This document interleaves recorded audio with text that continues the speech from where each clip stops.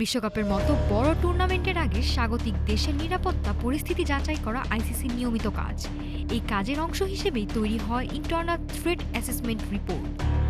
এই রিপোর্ট তৈরি করে আইসিসির নিয়োগ করা একটি স্বাধীন নিরাপত্তা বিশ্লেষক দল, যাদের মধ্যে থাকেন আইসিসির নিরাপত্তা বিশেষজ্ঞ, স্বাগতিক দেশের নিরাপত্তা সংস্থার প্রতিনিধি এবং কখনো আন্তর্জাতিক নিরাপত্তা সংস্থার সদস্যরাও।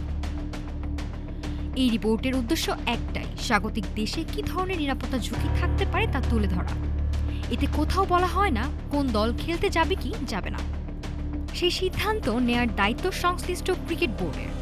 ভারত বিশ্বকাপ নিয়ে আইসিসির সাম্প্রতিক রিপোর্টে বলা হয়েছে, বাংলাদেশি দর্শকদের জার্সি পরা নিয়ে সমস্যা তৈরি হতে পারে, নির্বাচন ঘনিয়ে আসায় উত্তেজনার প্রভাব মাঠে পড়তে পারে এবং মোস্তাফিজুর রহমানকে ঘিরে বিতর্ক নিরাপত্তা ইস্যু তৈরি করতে পারে। তাই রিপোর্টে কোথাও বলা হয়নি এসব ঝুঁকির কারণে বাংলাদেশকে ভারতে খেলতে যেতে হবে না। বিসিবি জানিয়েছে এটি আইসিসির সঙ্গে তাদের অভ্যন্তরীণ যোগাযোগের অংশ মাত্র। ভারতের বাইরে ম্যাচ আয়োজনের বিষয়ে আইসিসির কোনো আনুষ্ঠানিক সিদ্ধান্ত এখনো আসেনি। নাফিসা সামিয়া, ঢাকা টুডে।